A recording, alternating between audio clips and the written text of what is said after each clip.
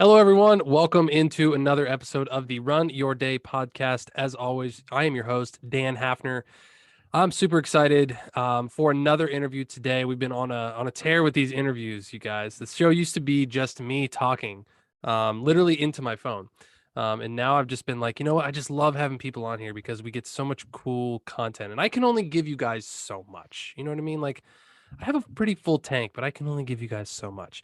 And it's funny that I bring up the thing full tank because I talk to you guys a lot about on this show about running businesses and figuring things out and quote unquote run your day, and a lot of it comes down to this ability to focus and this ability to really block things out and have the right mindset and do that stuff. So I brought in a really cool expert I think you guys will get a lot of value out of. His name is Andrew Valyear.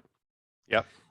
Yes, Andrew Valyear. I always forget The the last name. pronunciations. Yes, Andrew is he is the president and owner of a company called Uplink, which is really fascinating and interesting inside of the home, like smart home ecosystem. But he's also been a business owner for a long time, and he's overcome some really cool well, I shouldn't say really cool, but overcome like ADHD and some attention deficit things, and inside of being a business owner. So when he approached me about being on the show, I was like, yeah, let's talk about some of this stuff. So welcome to the show, Andrew. How are you, sir? I'm great, Daniel. Thanks for having me. Awesome. I'm super excited, man. So in addition to what I just said, like tell us a little bit about yourself, just a quick, overview of where you've been and what you do. Yeah, so I grew up in an entrepreneurial family. Started my own company, Uplink, 3 years ago after actually leaving the family business. I was gonna trying to take over my father's company, but it just didn't work out. And Hmm. just done a lot, just done a deep dive into myself and personal development over the last 6 years, because I realized that like in order for my business to grow, I have to grow, and my company really is just going to be a reflection of who I am. And I noticed that often as I like expanded my company, I was like terrified, and I was like, "What the hell is going on here? Like, Hmm. I'm getting what I want, but I'm so afraid. What's happening?" Right? So I had a mentor of mine tell me like probably 5 years ago. He said, "Look, you should be spending $25,000 a year on personal development and taking care of yourself. Otherwise, you're never going to be able to reach the levels of success that you want, because you'll be too scared and you'll let fear win." And I was like floating on the lake at his cottage on like a raft, and he was like, and first of all, he's like, "I would say you need to do therapy because you have an anger problem that you need to figure out." And I was like, "What?" and and so like it completely shocked me, but like, I respect that man, and he's a successful guy, and he's about 15 years older than me, and he's kind of in a position that I want to be in now. And so um I was just like, okay, like I'm gonna do this, and I've just been learning as much as I can about myself ever since, because I firmly believe that self knowledge is the greatest knowledge one can possibly acquire. So yeah. Wow. That must have been hell of a trip there, going into it expecting one thing and then you come out with like punches in the face like that. You're like, oh man. Uh, But I guess that's Yeah, what you pay for, you know what I mean? yeah, When you go to stuff like that. So that's yeah. really cool. Um, Sorry, go ahead. Go ahead. No, I was just gonna say, yeah, life is full of plenty of gut punches, but I do find pain is a great teacher. So I'm trying to look at it from that perspective. Yeah, yeah. Just Yeah. a quick side note for those of you guys not watching this on a video. The he's got this brand new kitten, and he's like pawing at him on his lap. It's like the cutest thing ever. So I'm like, I'm sorry if you hear me laugh in the background. So you said something that was so cool, and I love what you said too. As I've always told people that too, is like I think having a business is the biggest form of personal development you can ever go through. Yeah, It's like literally like the biggest personal development class I think that you can have, you know? totally. So you said something super interesting that I want to dive into. Like you said you were scared, you were afraid when your Hmm. business was growing. Can you give us like an example of that? Because I can relate to that. I think a lot of people can relate to that. Can you give us an example of like when you were afraid in your business? Don't be afraid to be vulnerable here. Like it's okay. It's all right. Okay, okay. So no, I've got a really big one here that like is actually probably one of my scariest moments, but it was also like my greatest breakthrough. Um, I sent out, so I realized like, I signed up for after my first sort of 9 months of business, and I'd sort of, made it through my first big projects. I realized like I don't know what I'm doing, and so I actually hired a coach through this company called Dent, and they're an amazing, amazing company, and they really taught me a lot. And one of the things that they forced me to do was to pick a niche. And so I decided that smart homes, because I did all kinds of tech. I was like Wi-Fi, security, like TVs, like what do you need? And but my pitch was terrible. It was like confusing and long, and people were like, what do you do? And so Mm. I was like, smart homes is what I do. And then I created this marketing campaign, realizing that like home builders are my ideal client. So I want people that are like they literally have the customers I need, people building new homes, right? So I sent out this really cool marketing campaign. It was an email marketing campaign, and I had a builder local to me reach out and say, "I want to talk to you like right away." And so um, I really actually like had just been scrutinizing the smart home industry and looking at it and being like, wow, this is being done terribly. I can do way better than this. And like I have so much experience with tech that like I can amalgamate a series of products together that will really create an amazing like whole home smart home, right? And so but I hadn't done it yet. You know what I mean? I'd sort of only done parts of it in different iterations, but never into one like integrated system use in with like specific products used for that integration piece, right? So it was like an Alexa home, is for an example, right?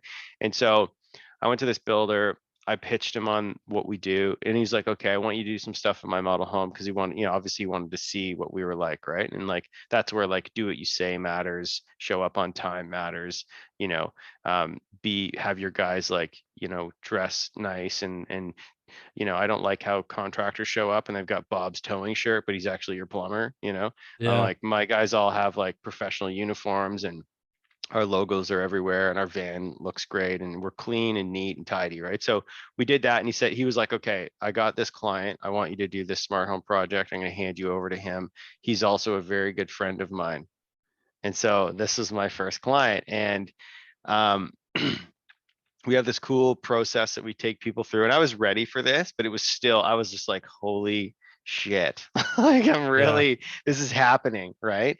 And I was now having to deliver on this promise that I said that I could do this. And I'm meeting with this client, and he was like, okay, yeah, all right, I want to do this and that. And I walked him through my signature method that we created, and he created, and then he called me back a few days later after I sent him like our blueprint for the home and our smart home blueprint, and he was like, yeah, it's a little too pricey, I want to take about 10 grand off. So we sort of removed about $10,000 worth of stuff, and then he was like, okay, he signed the contract, and we were good to go. And then I was just like, and I noticed there was just like levels of fear. It was just like bam, like fear. And I knew that this is what I wanted, but I was just like, I feel like I'm gonna throw up every time I get what I want, And um, like I see a therapist once a week as well, just as part of my personal growth. And he really helped me to realize that like when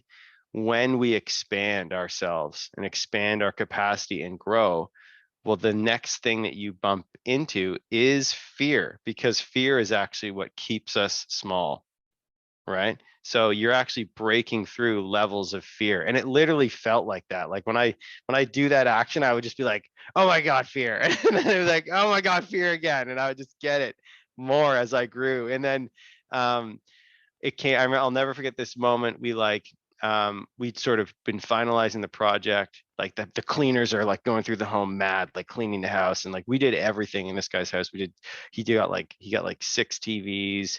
We had like home audio throughout the home, like security system. Like it was a really nice job, like a good project. And he loved golf. And so we just sort of finished setting up his main TV in his living room, which was like a 20-foot ceilings, like big room. And I was like, and then like the builder and the client like walk in the room as I'm like programming the TV and I'm like, oh my God.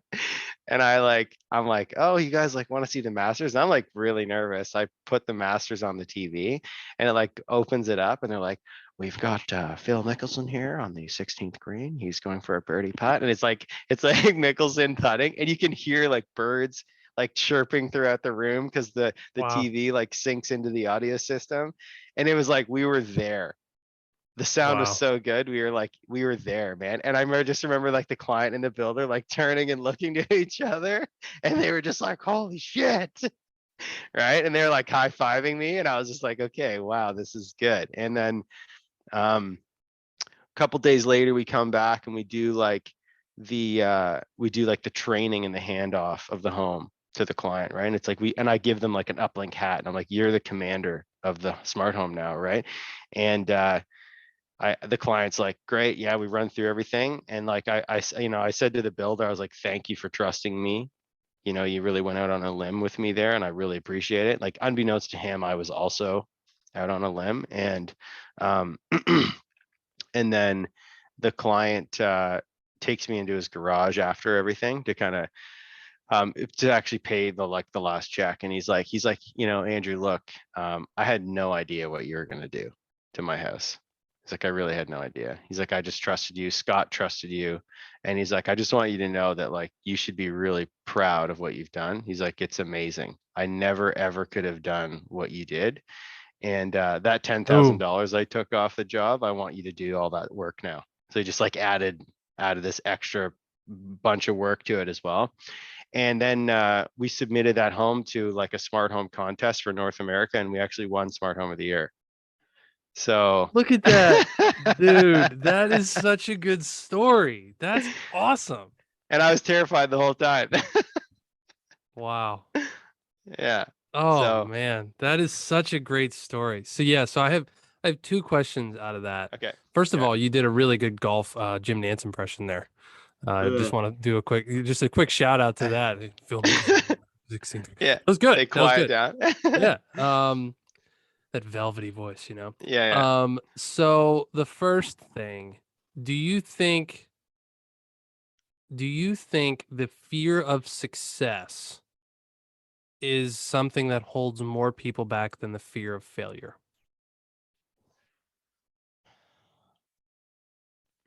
That's a good question. I never ever actually thought of those as being different things. Hmm. But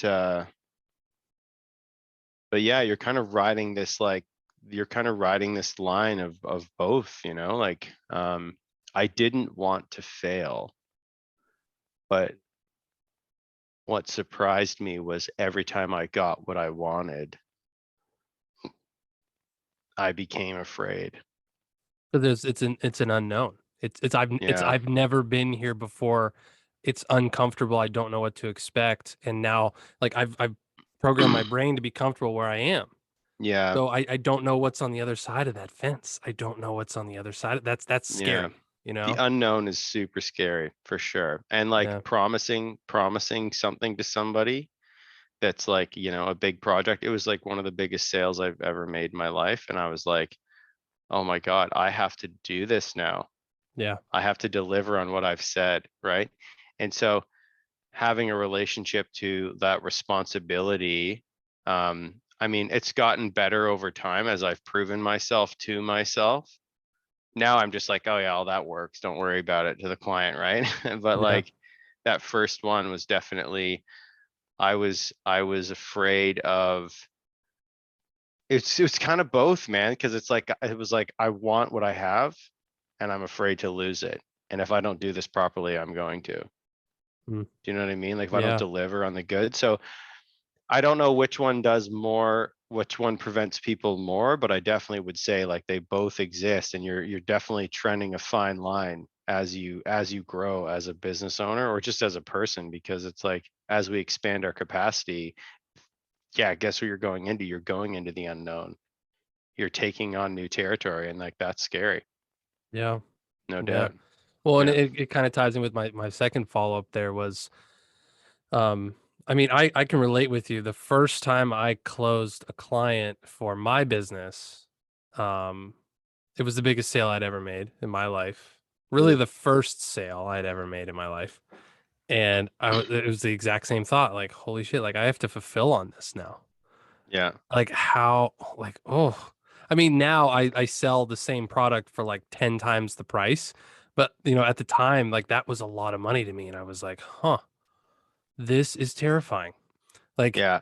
how, what if I don't do a good job? What if I don't do it in time? What if I over promise and I under deliver? And I think that's natural. So, um, but at the same time, I've talked about this before on the show is like, do you, I mean, I love that story.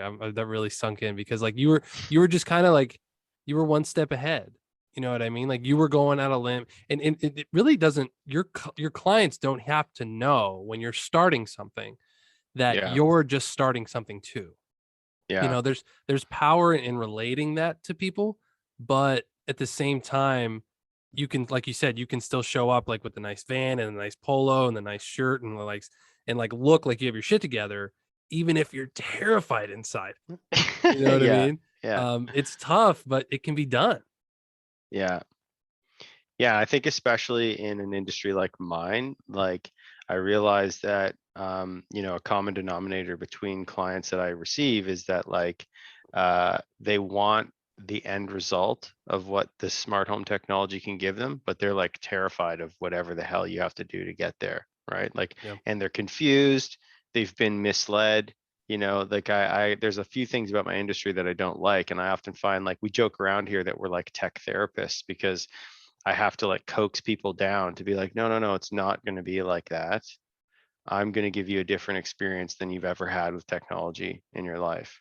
And that's really come from just being in the tech industry since I was a child. I grew up my dad at a computer company, and I've encountered like endless people being upset with their technology because we would go and Yeah. set up computers and set up networks for people and cameras, and they would just be like, I don't want to do it. Just can you do the thing? And the farmer would buy a computer, and then he'd be like, oh, I need to, like, my cows are pregnant, can I watch them in my barn? And I'd be like, well, yeah, we got to set up a wireless bridge between your house and your barn, and we do the system in there and the cameras. And he'd be like, yeah, I don't want to do that. Just do it. Stop talking about it.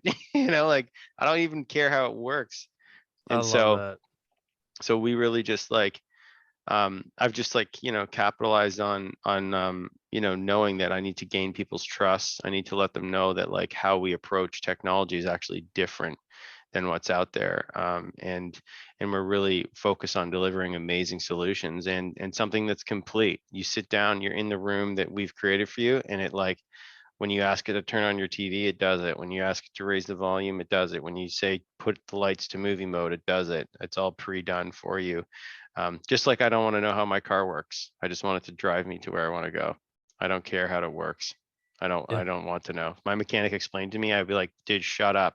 Please. Yeah, I don't yeah. care. I mean, when I had that revelation, man, that changed everything for me because I catch myself still doing that sometimes when I'm on calls with people. Is Over just like you explaining. said, like over explaining. Mm, And but yeah, just like you said, like when I eat something, I might not eat it for the satisfaction of it in my mouth or something. Like I'm just really hungry.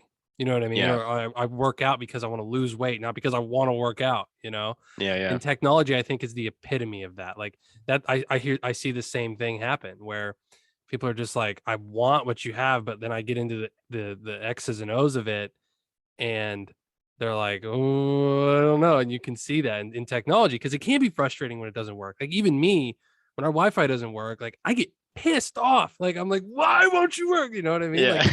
it's a frustrating thing. Um, Totally. Wow. Wow, that's really neat. So, all right, well, let's shift gears here a little bit, because Okay. we were going to talk a little bit about like the topic of ADHD and like when you're a business owner, you especially when you're a solopreneur, you got to do everything. It's basically a job still at that point, but like you got all these things to do. Mm. So I mean, can you shed a little light on this? Is there specific things you have or things you've learned over the years? Just anything inside of that topic that you can share with us. Yeah. So the first thing I'll share is actually just how I found out that I have ADHD, and Okay. that's so I use this company called Sisler Solutions, and he actually does like screening for potential applicants that I want to hire for work. So, and um, this same business mentor that I had, he recommended about 3 years ago that I do it. And he said, this guy will know you better than you know yourself after you do his little test that he has, right? And so I did a test just to find out kind of like what it's like motivators and drivers and kind of like how I operate. Um, and and then you do an hour call with this Sisler guy, and he just basically interprets the data. It's not like he's telling you from a tarot card or something. He's reading your Yeah. data based on your test results. And the first thing he says to me is, he's like, "So, did you know that you have ADHD?" And I was like, "What are you talking about? Like, I thought that was like for crazy people or something." And he Hmm. was like, "You 100% do." And I had no knowledge about what ADHD really was. And he's like, "You 100% have it, and I'm going to explain to you what school was like for you." And then he like tells me what school was like for me, and he friggin' nailed me to the wall. Isn't that freaky? And I was like, "What?" Like he had me right there, right? And he was like, "There would be times where you'd be the best student in the class, you know, and you all your teachers loved you, but you were always underperforming on your potential, and they would remind you of that." Like every teacher I had would be like, "Andrew, you're way smarter than a 70. You're way smarter than a 70," and they would tell Yeah. me that. And so anyways, I found that out, and then he told me to read this book called Driven to Distraction, which is about adult ADHD. And Hmm. um read that, and that was like, again, it was like reading my life. It was like it was super, it was like chilling how accurately it portrayed me to myself in a knowing way. And so one of the things I really learned is that, like, um there's systems going on in the background that are sort of running this guy that's me. And the more that I learned about what those systems were and how to manage them and take care of them, the better I can function and the better I can be at like achieving my goals and dreams. So, taking care of myself was something that I was typically not very good at. Um, and then like reading in this book, Driven to Distraction, it's like there's certain things that like people with ADHD just need to do. And one of them is like we need to have routines and regimens in place that help us to like calm down. Like I need to calm myself down. So like one of the things I make a priority every day, like I have a forest in my backyard. There's a trail that goes down by a river. On my lunch break, I go for a 40-minute walk through the forest.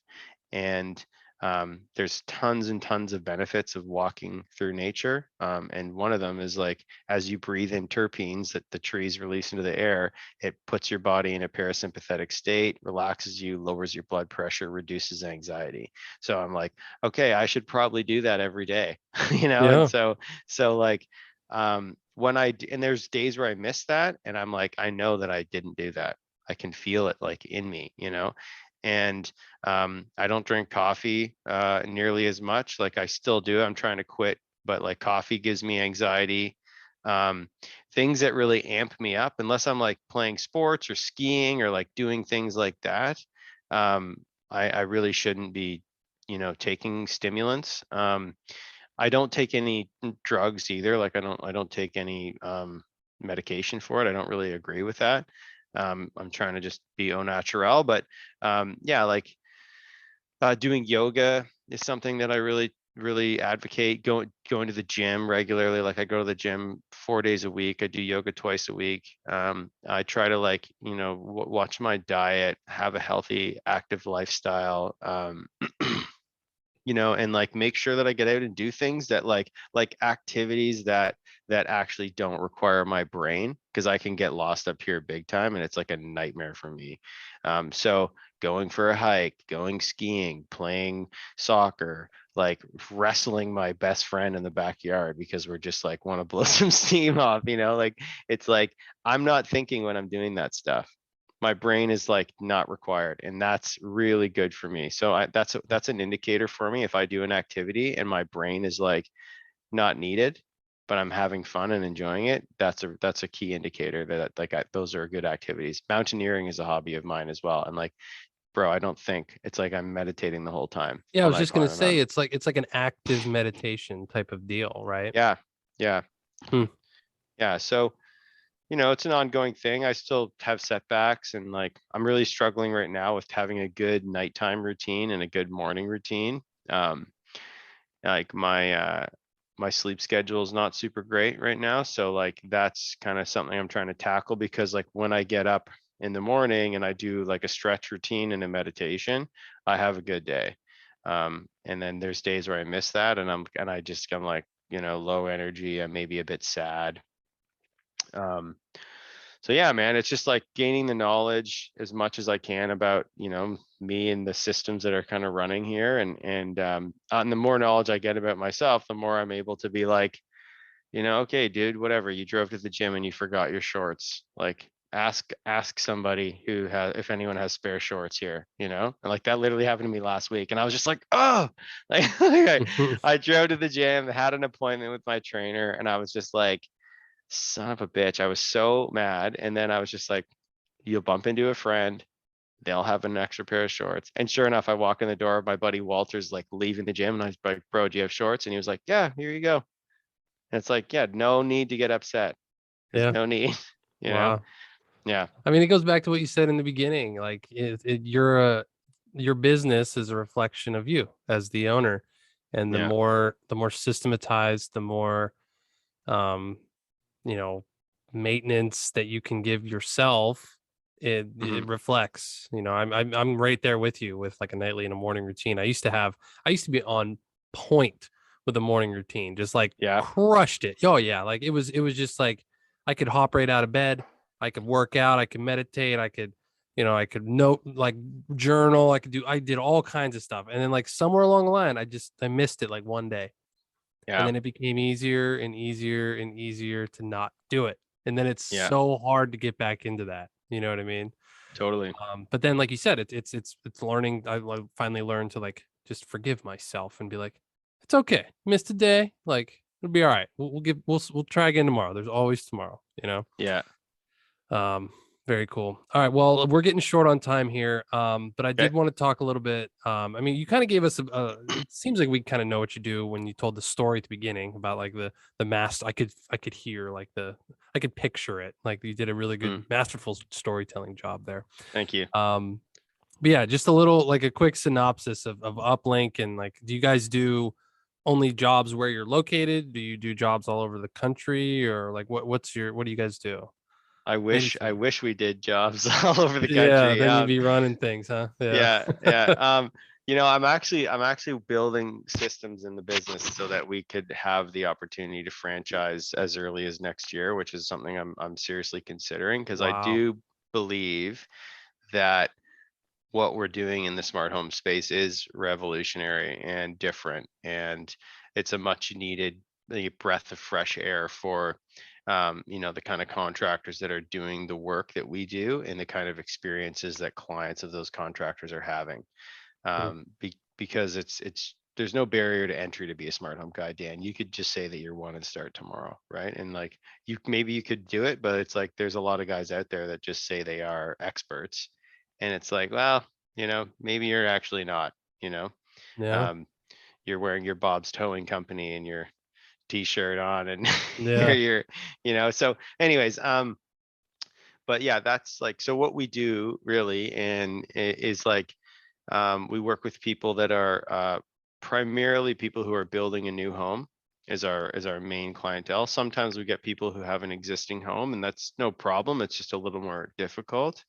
Um, but yeah, so what I typically do is I consult with them. So Dan, if you were to come to me and say, Andrew, I'm building a new home, um, you're maybe probably a referral from one of the builders that we work with.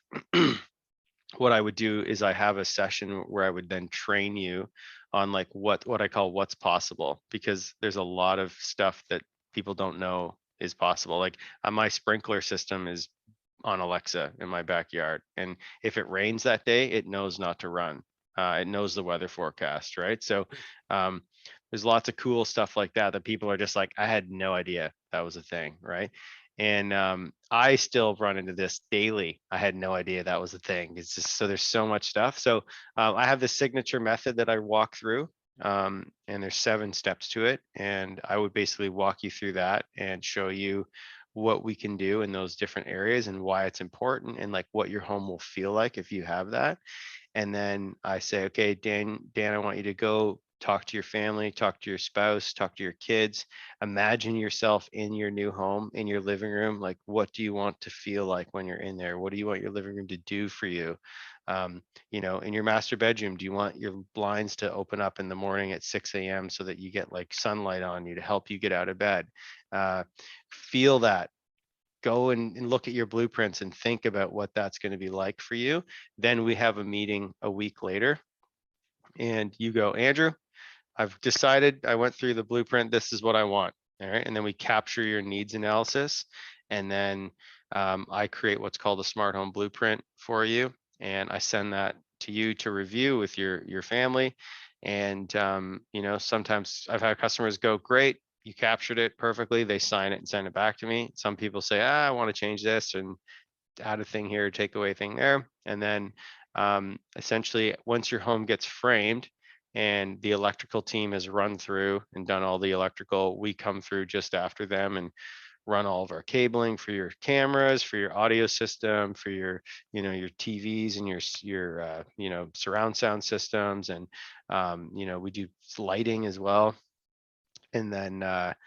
And then it's all built into the home as it's getting designed. And then once drywall kind of goes up and the house is painted and cleaned, we come in and we put the speakers in the wall, and we put the TVs up, and we put the cameras up, and then we take all of your account details for all of these different apps that these products have, and we set up everything for you so that once you're probably we'll be the last contractor that you see, and then you move into your new home, and we go, okay, Daniel, download this app.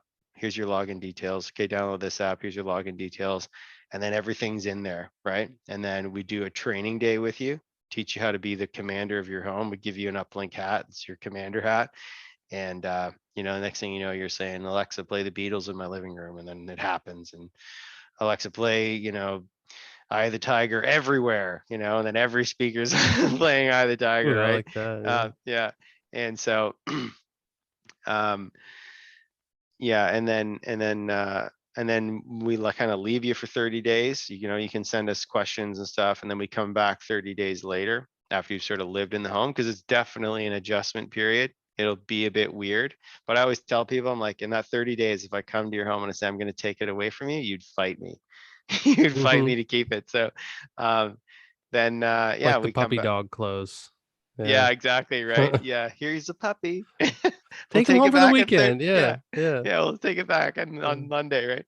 And then we kind of just do like the follow up, answer any questions, change any routines that you have, and just make sure that you're feeling confident and comfortable in the home that you've got.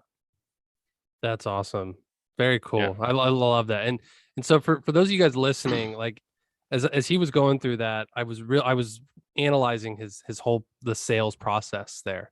That is masterful. That is really, really well done, especially for Mm. something like this that is probably such a high ticket item, but I mean, that's so cool. Like that's such an investment in your home to be able to do that and to have that type of stuff.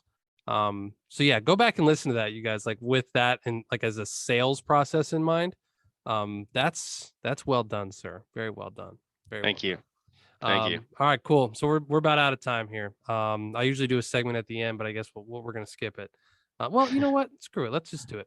I always give everyone a chance to ask me a question, so I'll try to make it quick. So I'll give you get one question. Just fire away. What's this dapper thing behind you?